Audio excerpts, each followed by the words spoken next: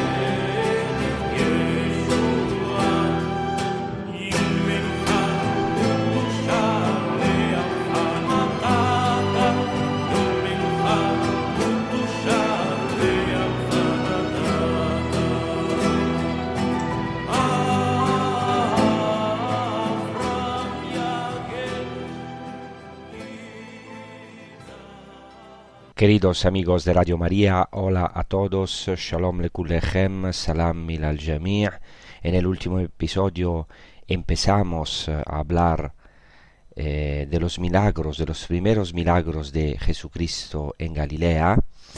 Hemos hablado también del trasfondo judío de los milagros y hemos subrayado la novedad que aporta Jesucristo con respecto al Antiguo Testamento y al mundo judío, al mundo rabínico, precisamente que Jesús obra curaciones por su propio poder, por su autoridad, y casi nunca invoca a Dios. En el caso, por ejemplo, de la curación de Lázaro, hace una oración al Padre, pero no invoca a Dios para las curaciones, sino que Él mismo realiza las curaciones como signo de que Él es el Dios con nosotros, que realiza signos y prodigios para atraer al hombre hacia sí. Y las curaciones, los milagros que Jesucristo realiza son signos de una realidad mucho más profunda. O sea, Jesús no viene a quitar el sufrimiento del hombre, sino que realiza milagros o signos para manifestar al hombre que el reino de Dios ha llegado y que el poder del pecado y de Satanás está derrotado. Con esto quiero decir que el milagro no es solo un signo de compasión, de misericordia hacia el hombre, sino que es un signo de una revelación mesiánica. Claramente Jesús tiene compasión, se mueve, tiene ojos para el profundo sufrimiento del hombre, para sus enfermedades, sin duda. Jesús se detiene enfrente del grito del hombre, pero el milagro no es solo un signo de compasión hacia el individuo, pero una verdadera revelación mesiánica. El milagro demuestra que Jesucristo es el Mesías. Esto es fundamental. De lo contrario, Jesucristo hubiera tenido que curar a todos los enfermos de su tiempo y no lo hizo. De lo contrario, no entenderíamos algunos milagros, porque con esto quiero decir que el milagro más grande que existe es la fe en la tierra. Y esto es clarísimo en los evangelios. La fe hace milagros y permite a Jesús de hacer milagros. Por eso en el evangelio se dice que Jesucristo de Nazaret no pudo realizar muchos milagros a causa de la incredulidad de sus habitantes, no porque no tuviera el poder, no porque no tuviera misericordia de los hombres, sino porque Jesús no puede hacer milagros cuando se encuentra con la incredulidad, porque estos milagros no servirían de señales, porque el hombre se gloriaría en ellos, pero por eso el milagro tiene una condición previa indispensable, que es la fe. Y esto es fundamental porque, ¿qué quiero decir con esto? Claramente no está mal pedir humildemente a Dios una curación o un milagro. Claramente se puede hacer o hay que hacerlo, pero hay un valor mucho mayor que la salud, que la curación, que es la fe. El milagro más grande que realiza Jesús es despertar la fe. Y nosotros los cristianos hoy ya experimentamos este milagro. El milagro, como he dicho en el episodio previo, de la creación constante, de la creación que Dios hace cada día, a veces también para corregirnos, pero es un milagro aún mayor de la curación, que es el milagro de la redención. El verdadero milagro, de hecho, es que Dios es con nosotros, que nos sana sobre todo de nuestras profundas enfermedades espirituales, y más aún, que nos salva del mayor mal que tiene el hombre, que es la muerte, que nos resucita cada día de nuestra muerte interior, que nos resucita cada día como una anticipación del último día, de la resurrección del último día.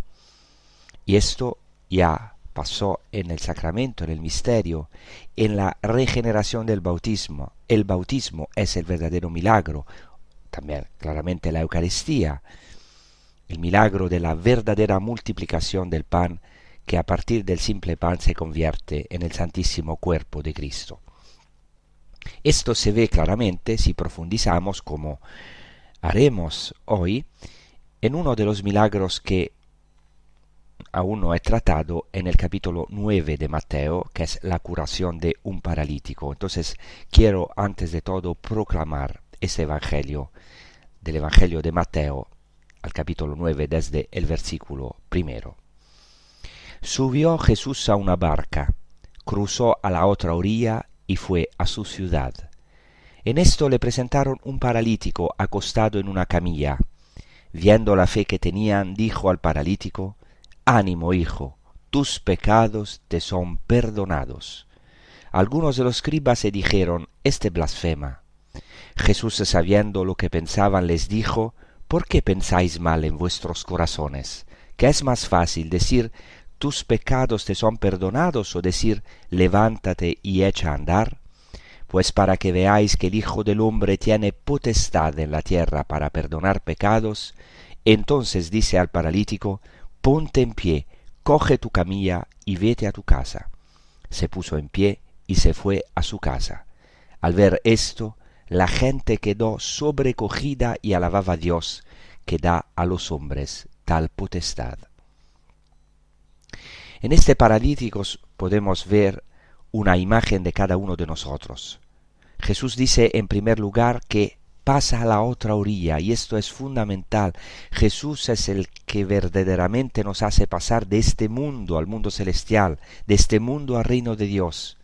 Y dice el evangelista que Jesús llegó a su ciudad, es decir, Jesús realiza este milagro en Cafarnaún, que ahora se ha convertido en su ciudad, precisamente porque ha decidido vivir con los hombres, en la ciudad de los hombres, en la casa de Pedro, en Cafarnaún. En Cafarnaún todavía se puede admirar la casa de Pedro, claramente en el santuario franciscano de Cafarnaún. Y es maravilloso, a mí siempre me gusta una cosa, que la iglesia está encima de la casa de Pedro, y esta casa entonces tiene el tejado abierto. Y desde la iglesia de arriba se puede ver abajo la casa de Pedro a través de una cristalera. Voy allí a menudo, por supuesto, porque he vivido varios años a pocos kilómetros de Cafarnaún, y me gusta pensar que yo soy ese paralítico. Cuando rezo en la iglesia, que está arriba de la casa de Pedro, y se ve la casa de Pedro a través de una cristalera, entonces se ve este tejado abierto, me gusta pensar que yo soy ese paralítico que tendido en la cama es llevado. Y en el Evangelio de Marcos se subraya que esas 4 personas que lo llevan descubren el tejado. Esto se dice también en el paralelo del Evangelio de Lucas. Este paralítico es llevado, es cargado, y nosotros también necesitamos en nuestra parálisis interior, que son los pecados, o que son también nuestras heridas, nuestra incapacidad de amar, de caminar en la vida, somos paralíticos. Entonces necesitamos, en cada parálisis que tenemos, necesitamos que nos lleven. No podemos llegar a Cristo solos. Necesitamos a la iglesia, a la comunidad. Estas 4 personas que llevan la camilla del paralítico son una imagen de la iglesia, es decir, de personas concretas que son nuestros catequistas, que pueden ser algunos sacerdotes, que pueden ser también algunos de nuestros familiares o amigos creyentes, que asumen la carga como signo de Cristo, nuestra carga, por el poder de Cristo, porque no es fácil asumir los sufrimientos de los demás, la parálisis de los otros. Un paralítico, como sabemos, es difícil de llevar y de cargar, porque sobre todo un paralítico que lleva mucho tiempo paralizado se agarrota, pero con gran amor Jesucristo y la Iglesia nos lleva, nos soporta, porque tantas veces hacemos esta experiencia que somos insoportables por nuestras parálisis, encima para nosotros mismos, y a veces o a menudo también para los demás. Pero hay quienes tienen esta fuerza por la gracia de Cristo, porque ellos mismos ya han sido llevados, ya han experimentado esta misericordia, han experimentado cómo Jesús y la Iglesia los han llevado, como ovejas descarriadas. Entonces dejémonos llevar como este paralítico. Y lo primero que le dice Jesús a este paralítico, esto es muy importante en el contexto de todo el discurso, que empecé en el pasado episodio, la primera palabra que dice Jesús a este paralítico es ánimo, ánimo, una palabra importantísima en la Escritura. Siempre la primera palabra que dice Jesucristo es ánimo, ánimo, ánimo. Y espero que esto llegue también a los que están más sufriendo en el espíritu, entre los oyentes, y también en el cuerpo. Tantos enfermos que nos escuchan, que puedan escuchar en el profundo esta palabra de Jesucristo: ánimo, hijo, tus pecados te son perdonados. Y Jesús llama a este paralítico hijo. Y esto, por otra parte, es muy curioso. Lo primero que dice Jesús no es tanto una palabra de compasión hacia el enfermo, sino que Jesús siempre va a lo profundo, siempre va a la raíz de nuestro problema. Es decir, sabe que nuestro problema es en el fondo la verdadera parálisis interior. Y así Jesucristo va al problema central, más profundo de este paralítico. Se podría decir, porque le dice, tus pecados están perdonados. Entonces se podría decir, pero ¿cómo es posible? ¿Un paralítico tiene pecados? Pero no es inhumano que Jesús diga tal cosa a un hombre confinado a su cama durante años y años y años.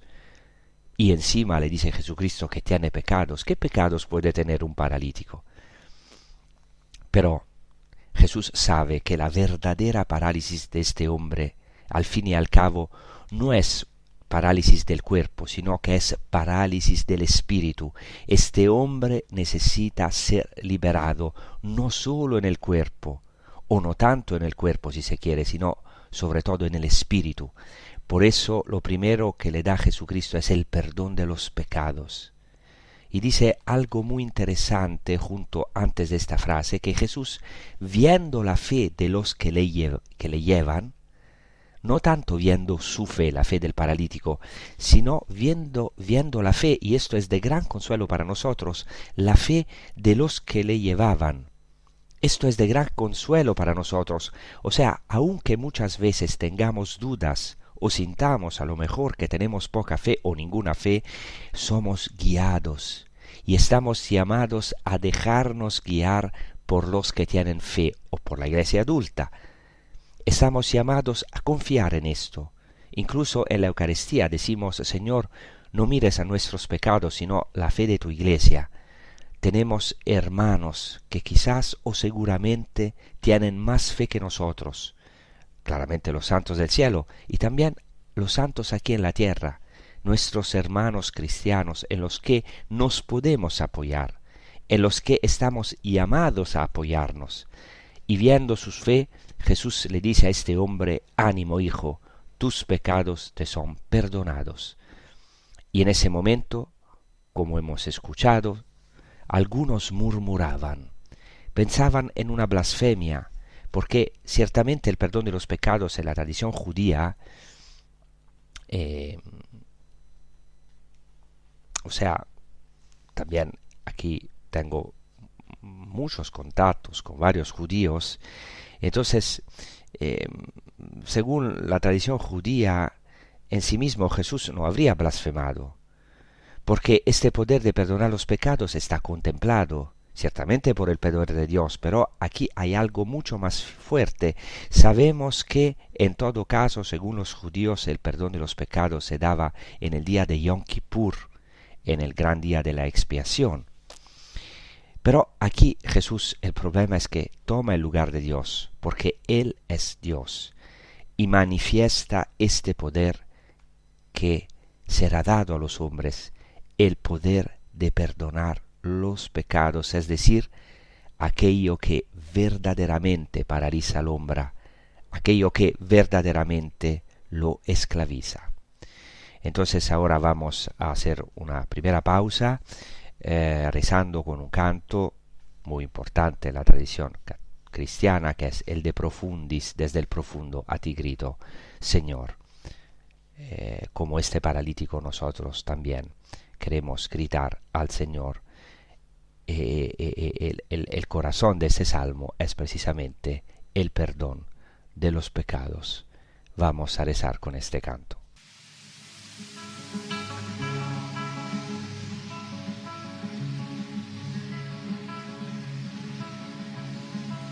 De lo profundo a ti grito, Señor.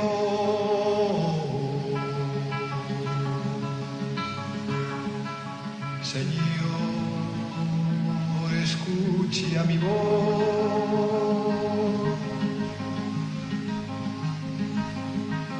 Estén tus oídos atentos a la voz de mi súplica.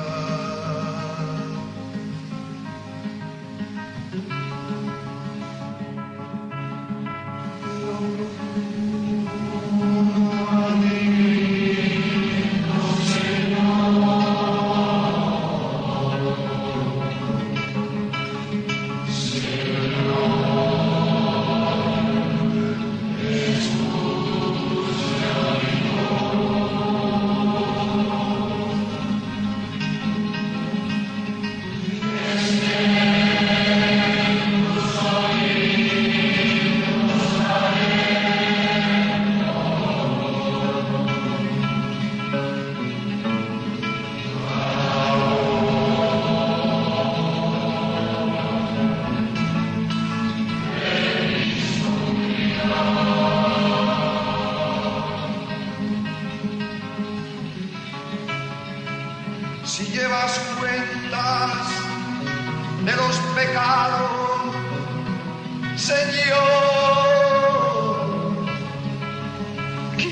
se salvará? ¿Quién se salvará?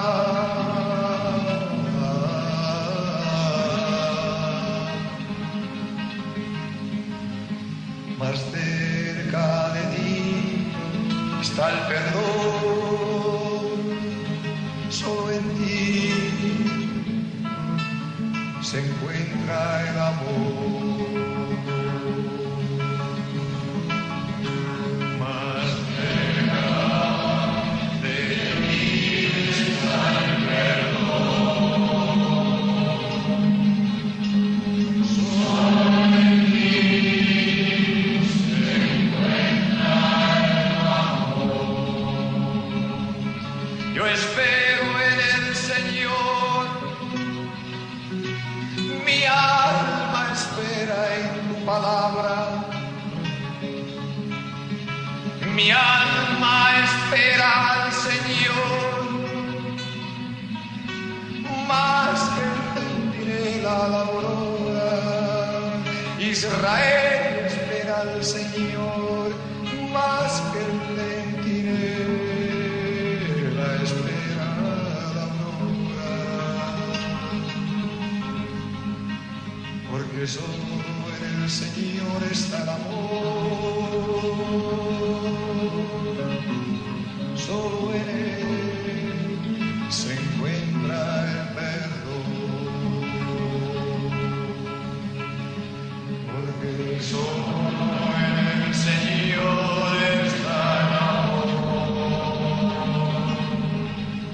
solo en Él se encuentra el perdón.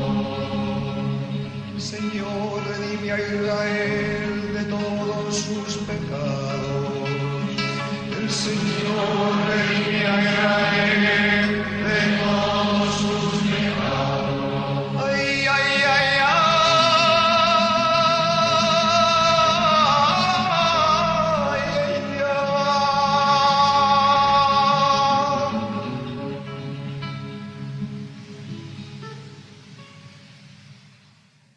Entonces estábamos diciendo que Jesús, conociendo los pensamientos de aquellos que lo acusaban de blasfemia y murmuraban, él mismo dijo: ¿por qué pensáis cosas malas en vuestro corazón? ¿Por qué? ¿Qué es más fácil decir? ¿Tus pecados te son perdonados? O decir: levántate y anda. Y este es un gran dilema. ¿Qué es más fácil? ¿Sanar a un hombre corporalmente o sanarlo espiritualmente? Pues es más difícil curarlo espiritualmente. El verdadero milagro, como ya he dicho, es la conversión, es la fe, la transformación interior, la transfiguración del hombre, la resurrección del pecado, de la muerte más profunda del hombre, que es la muerte ontológica de su ser, que es mucho más profunda que la enfermedad física, porque puede llevarle a la condenación en esta vida y en la otra. Ciertamente el milagro físico es más visible, más evidente. Por eso Jesucristo hace este milagro, para mostrar el milagro mucho mayor que es el perdón de los pecados. Por eso dice: pero para que sepáis que el Hijo del Hombre tiene poder en la tierra para perdonar pecados, levántate, dijo entonces al paralítico, toma tu lecho y vete a tu casa. La palabra que Cristo le dice a este paralítico para sanarlo es levántate, que en griego también corresponde a resucita. Y también en hebreo el imperativo cum significa levántate, pero también resucita. Aquí esto es lo que Jesucristo nos dice hoy a cada uno de nosotros: levántate, levántate. Lo dice con autoridad. Y somos llevados por la Iglesia ante Él, y Jesucristo con inmenso amor nos dice: ánimo, hijo, tus pecados están perdonados, así que levántate, levántate de nuevo. ¿Quién es el verdadero cristiano? No es el que no se cae nunca, no es el que no experimenta una profunda parálisis interior, sino que es el que verdaderamente, por el poder de Cristo, por su palabra, por su autoridad, puede levantarse cada día. Los padres del desierto dicen: levántate cada día. Y luego Jesús dice algo extraño. Estamos acostumbrados a escuchar el Evangelio, pero por eso tal vez no le prestamos mucha atención. Dice Jesucristo: levántate, toma tu cama y vete a tu casa. Toma tu camilla y vete a tu casa. Esto es algo muy curioso. ¿Cómo es posible decirle a un paralítico: toma tu camilla, toma tu cama? Si uno cura a un paralítico, debe decirle: levántate y vete a tu casa. No hay necesidad de que tome su camilla. No creo que a Jesús le molestara que la camilla del paralítico quedara en su casa. Es una señal muy profunda precisamente de lo que estoy diciendo. El paralítico debe tomar esta camilla. ¿Y cómo habrá tomado el paralítico esta camilla? Eso es muy importante, seguramente como un trofeo de victoria, porque esta camilla es un signo de la cruz, es una imagen de la cruz. Es decir, la cruz, como esta camilla, es el instrumento, el mismo instrumento que era para el hombre una maldición, una condena, una causa de pecado y de murmuración, como esta camilla, se convierte en el trofeo de victoria. Y este hombre debe recordar, debe hacer memoria de que la verdadera salvación es la salvación interior, es el perdón de los pecados. Entonces, hay una cosa muy hermosa en el Evangelio de Mateo. Después de este milagro, precisamente el paralítico se levanta, se va a su casa, y la multitud se agarra de miedo, dan gloria a Dios, porque ha dado tal poder a los hombres. Así que aquí ya está prefigurado el hecho de que Jesús transmitirá este poder a los apóstoles y luego a los hombres, el poder de perdonar el pecado por su autoridad, por el poder de Dios que actúa en él. Y inmediatamente después se produce la llamada de Mateo. No es casualidad. Y aquí vemos quién es el verdadero paralítico. Esto es en el Evangelio de Mateo, inmediatamente después de la curación del paralítico. Se dice en el Evangelio de Mateo 9:9 que Jesús se alejaba de allí, por lo que todavía estamos cerca de Cafarnaún. Y en la tradición, la llamada de Mateo, que es llamado también Leví, tenía dos nombres, ocurrió precisamente, según la tradición, cerca de Cafarnaún. Entonces dice el Evangelio de Mateo: alejándose de allí, Jesús vio a un hombre llamado Mateo sentado en el kiosco de los impuestos. Aquí está el verdadero hombre paralítico, un publicano, el que se ve obligado a ganar dinero, y como sabemos, conociendo el trasfondo judío, los publicanos solían cobrar impuestos a sus hermanos judíos para dárselos a los romanos, y ganaban dinero con eso, es decir, ganaban dinero con la desgracia de la ocupación romana, con una verdadera injusticia, y por eso este publicano es un verdadero paralítico, sentado allí ganando dinero, y ganando dinero con las desgracias, a través de las desgracias de los demás, o aprovechando de las desgracias de los demás. Dice el Evangelio que estaba sentado en el banco de los impuestos. Este hombre, Mateo, Leví, está paralítico en el banco de los impuestos. Y Jesús le da una orden: sígueme. Y dice el Evangelio, se levantó y le siguió. Mateo es el mismo evangelista, con toda probabilidad. Algunos autores modernos dicen que el autor del Evangelio de Mateo no es el mismo apóstol, pero seguramente el Evangelio se remonta al testimonio del mismo apóstol publicano. Y aquí Mateo no es recordado aquí en el Evangelio por ninguna palabra, sino solo por un simple gesto: se levantó. También él se levantó como el paralítico, y esto no es casualidad. Es también una palabra para nosotros. Ciertamente entre los que nos siguen o que están a la escucha hay enfermos, y quizás incluso enfermos graves que sufren en una cama, lo que tantas veces es una tentación para maldecir. Jesucristo nos dice: ánimo, levántate, podéis levantaros. y yo os daré esa resurrección que estáis esperando. Ya desde hoy, esta resurrección espiritual que todos necesitamos.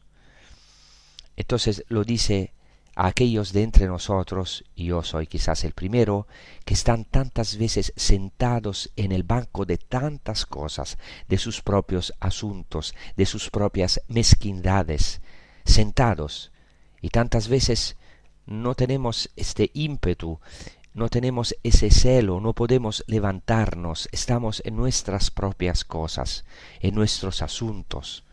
Jesucristo hoy me dice a mí y a cada uno de nosotros, sígueme, y dice que inmediatamente Mateo se levantó y le siguió. Y entonces, no por casualidad, de nuevo se narra el hecho de que Jesús entra en la casa, se sienta a la mesa, y entran pecadores y publicanos, es decir, se sienta a la mesa con publicanos y pecadores. Y esto despierta el asombro de los judíos, o más bien la murmuración de los fariseos. Y por eso Jesucristo dice esta palabra: no son los sanos los que necesitan al médico, sino los enfermos. Es decir, Jesús dice que los verdaderos enfermos son los publicanos y los pecadores, y que Él ha venido por ellos. Por eso ahora vamos a rezar, a meditar sobre estas palabras con un canto que se titula Bienaventurados los misericordiosos, precisamente, que nos ayuda a contemplar la inmensa misericordia de Jesucristo, que no ha venido para los sanos, sino para los enfermos. No son los sanos los que necesitan al médico, sino los enfermos. Vamos a descansar en esta misericordia abismal de nuestro Señor Jesucristo.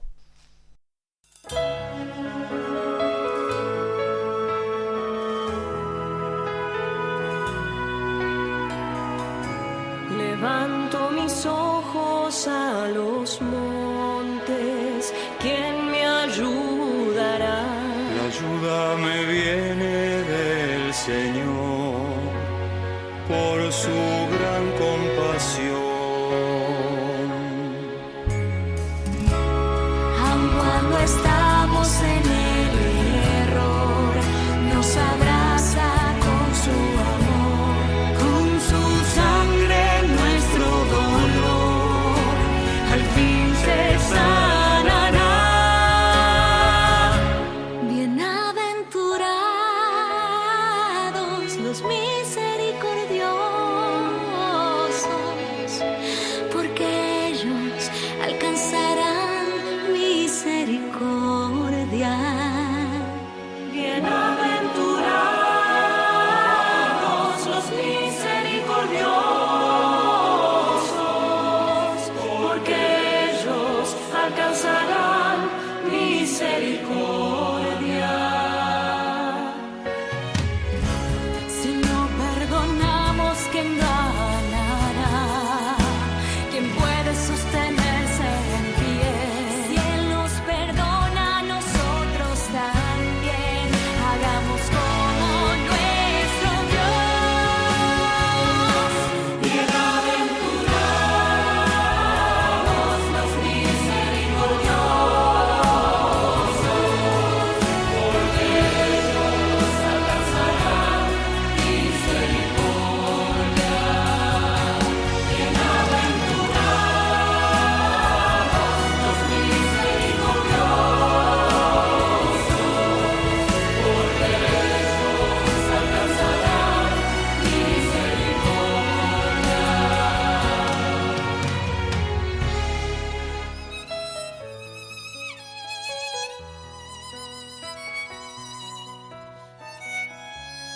En la cruz Él nos redimió, de la tumba resucitó.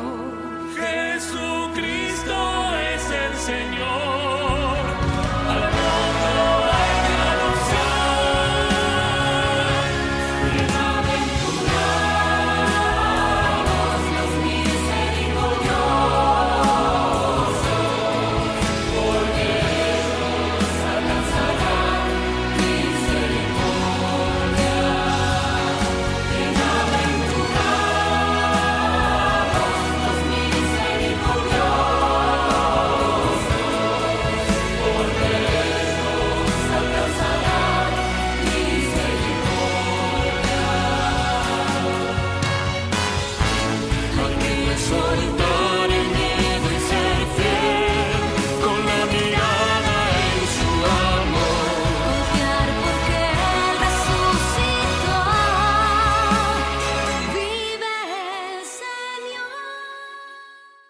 Entonces hemos visto cómo después de la curación del paralítico tenemos esta llamada del apóstol Mateo o Leví e inmediatamente después Jesús se sienta a la mesa con publicanos y pecadores.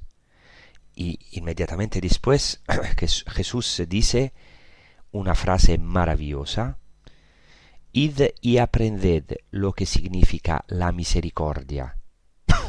La misericordia que quiero y no el sacrificio, porque no he venido a llamar a justos, sino a pecadores. Entonces, claramente aquí en este Evangelio hay un paralelismo entre enfermos y pecadores. He aquí que Jesucristo es el verdadero médico, el médico celestial, que viene a levantarnos y a curarnos de nuestras enfermedades y heridas. No es malo entonces pedir la curación física, pero hay que tener cuidado de pedirla de una manera religiosa natural, como si toda nuestra salvación fuera recibir la curación. Claro que hay que pedirla, es normal, es humano, es correcto, es legítimo. También debemos hacerlo con fe, pero al final aún más grande es ser sanados por Jesucristo cada día de nuestras dolencias espirituales, de nuestras cruces que tenemos que cargar. Ser sanados por Jesucristo cada día y levantarnos de nuestros pecados, de nuestras dolencias y parálisis interiores. Porque quien ha encontrado la fe ha encontrado el don más grande. Por supuesto que no es un don del que podamos estar seguros todos los días. Por eso la fe es un camino, la fe es una batalla de cada día. Pero, como ya he dicho, es un gran don, porque Jesucristo obra sus milagros para suscitar la fe en Él. Porque la fe en Jesucristo da la vida eterna, da la salvación. Y este es un don que recibimos, un don que debemos recibir, y por el que tenemos que luchar todos los días, porque lo que pretende el enemigo, el demonio que existe, lo que pretende es precisamente robarnos esta fe. Y también tendremos claramente momentos difíciles, batallas. Las mayores tentaciones son las tentaciones sobre la fe. Hasta los santos lo sabían. También las han tenido los santos, e incluso entre las mayores, porque el demonio lo que pretende es precisamente robarnos esta fe. Si nos roban la fe, nos han robado todo. Si guardamos la fe, como dice San Pablo, lo hemos guardado todo. Al final de su vida, justo cuando está en la cárcel, poco antes de su martirio, dice San Pablo: he peleado el buen combate, he terminado la carrera, he guardado la fe, como si fuera un milagro guardar la fe. Y es así. San Pablo sabe que la puede perder, porque ha visto gente muy creyente que la ha perdido, la ha negado, y esto no quiere decir que necesariamente se condenen, eso se lo dejamos a Dios, pero ciertamente guardar la fe aún en los momentos más duros de nuestra vida es verdaderamente un gran regalo, es el regalo más grande, porque es tener la posibilidad de experimentar la vida eterna aún en la enfermedad, aún en las enfermedades más duras. Lo hemos visto muchas veces. Yo lo he visto en mi propia vida, pero sobre todo en otros hermanos y hermanas. En medio de grande sufrimiento han podido vivir unidos a Jesucristo y experimentando el paraíso en la tierra, o sea, anticipando el paraíso realmente dentro de ellos. Y me han dado un testimonio de fe enorme que nunca puedo olvidar. Porque si hay alguien que en su sufrimiento lo vive con fe y experimenta realmente la cercanía de Cristo, la presencia de Cristo, porque Cristo, la Shejinah de Dios, Cristo mismo está presente en el enfermo, esto es el regalo más grande que podemos tener. Claramente la fe es un don, por lo tanto no podemos criticar tanto a los que no la tienen. Si es verdad que la fe es un don, es una gracia, como decimos, es una virtud teologal, o sea, es un don de Dios.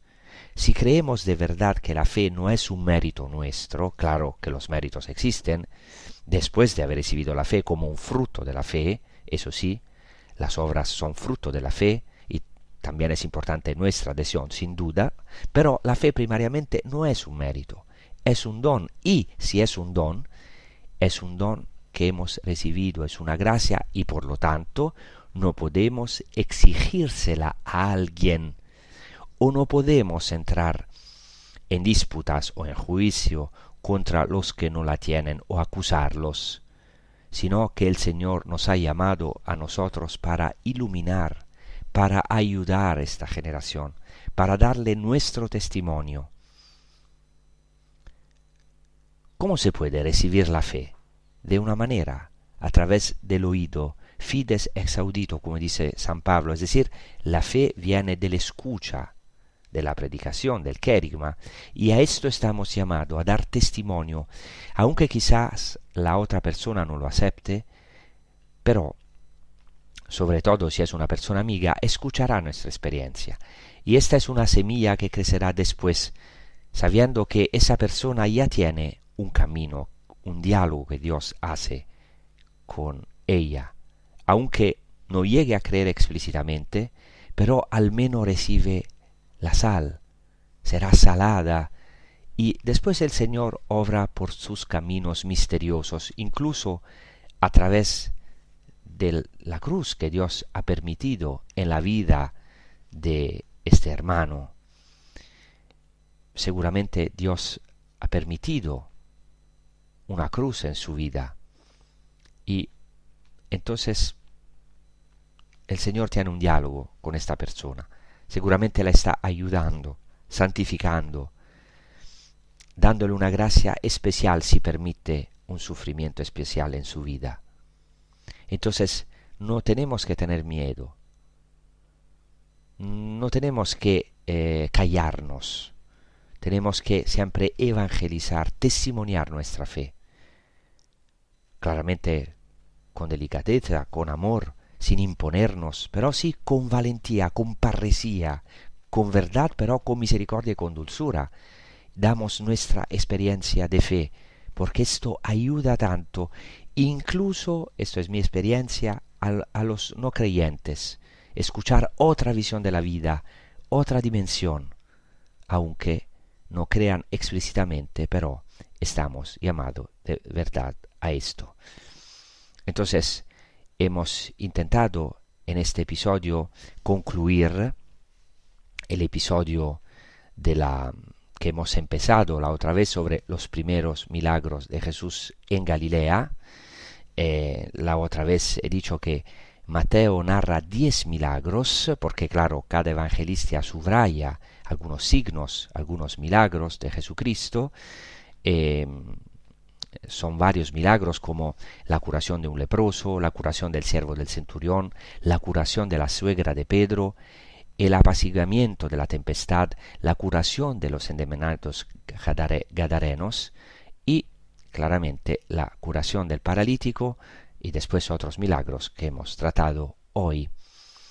Entonces, como he dicho en el episodio pasado, Jesucristo entra en la vida del hombre, se carga con nuestras enfermedades. Esto ya se encuentra en la tradición judía. La otra vez mencioné un texto maravilloso de una obra mística judía, que es el Zohar, que dice que hay en el jardín del Edén un palacio llamado Palacio de los Enfermos, y el Mesías entra en este palacio y recoge cada pena y cada castigo de Israel.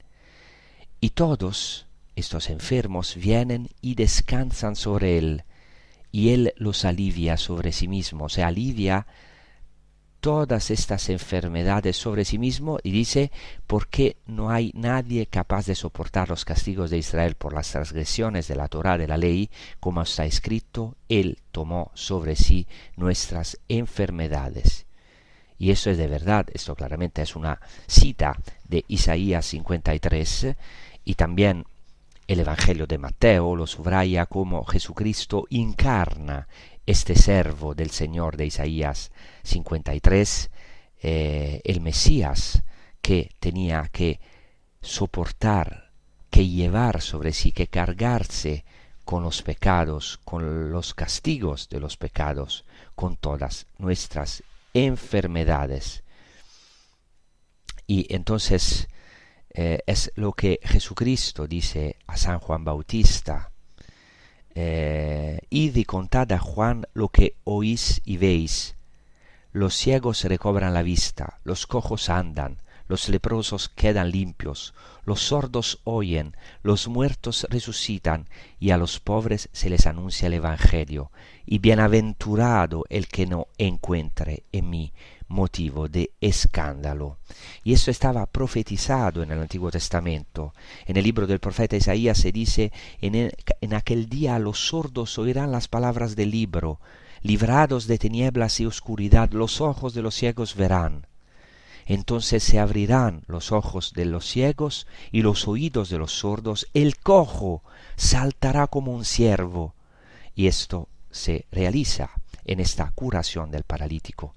Este paralítico salta como un ciervo, llevando con sí su camilla, que antes era un instrumento de maldición, pero ahora es la máxima expresión del triunfo de Jesucristo. Por eso es una imagen de la cruz gloriosa, la cruz que nos hace sufrir, pero en el mismo tiempo que cuando es iluminada, los cristianos son iluminados.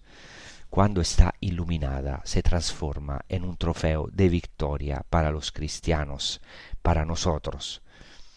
Por eso hay todo una admirable armonía entre el Antiguo y el Nuevo Testamento, a través también de la tradición judía que ha transmitido esta palabra viva del Antiguo Testamento, y claramente también en el Nuevo Testamento, porque los evangelistas eran, antes de todo, eran judíos que habían abrazado al Mesías, a nuestro Señor Jesucristo. Y así se realiza la nueva alianza. Según la tradición judía, en la antigua alianza, en la primera alianza del Sinaí, el milagro más grande es que el pueblo llega al Sinaí llenos de enfermedades. Según la tradición judía, los israelitas que salieron de Egipto eran un pueblo de enfermos. Entre ellos había leprosos, cojos, ciegos, mudos y sordos, como nosotros. Cada tipo de enfermedades, de enfermedad física o espiritual. O sea, según la tradición judía, eran como un pueblo muerto, era un no pueblo. Pero de este pueblo Dios hace su novia, su esposa. Entonces lo transforma en espíritu, según la tradición judía, porque los israelitas también estaban divididos entre ellos.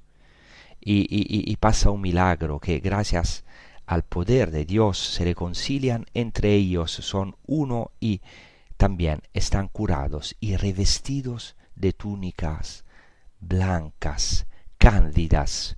Y esto claramente se realiza en la nueva alianza, en el bautismo, en los sacramentos, de iniciación cristiana.